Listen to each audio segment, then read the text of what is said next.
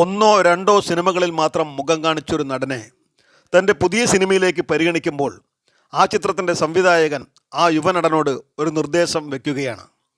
നിങ്ങളുടെ പേര് ഒരു സിനിമാക്കാരനെ പറ്റിയതല്ല, ഞാൻ നിങ്ങൾക്കൊരു പുതിയ പേര് നൽകാം. സജിൻ, എന്താ പേര് ഓക്കെ അല്ലേ? അന്ന് അവസരങ്ങൾക്ക് വേണ്ടി ഓടി നടക്കുന്ന ആ നടന് എന്തു ഓക്കെ ആയിരുന്നു. അങ്ങനെ തൻ്റെ ഐഡൻറ്റിറ്റി പോലും നഷ്ടപ്പെട്ട ആ മനുഷ്യൻ സജിനായി മാറുകയാണ്. പിറ്റേന്ന് മുതൽ ഷൂട്ടിംഗ് സെറ്റിലെത്തി തൻ്റെ ജോലി തുടങ്ങുകയും ചെയ്തു.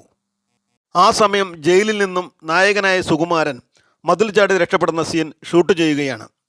വലിയ പൊക്കമുള്ള മതിലായതുകൊണ്ട് അദ്ദേഹത്തിൻ്റെ സുരക്ഷയ്ക്ക് വേണ്ടി താഴെ നല്ല കട്ടിയുള്ള ഫോം ബെഡ് വിരിച്ചിട്ടുണ്ട്. കൂടെ ചാടുന്ന സജിൻ വന്ന് വീഴുന്നിടത്ത് ബെഡ് കാണാത്തതിനാൽ ആ പടത്തിൻ്റെ നിർമ്മാതാവ് ആശങ്കപ്പെട്ടു.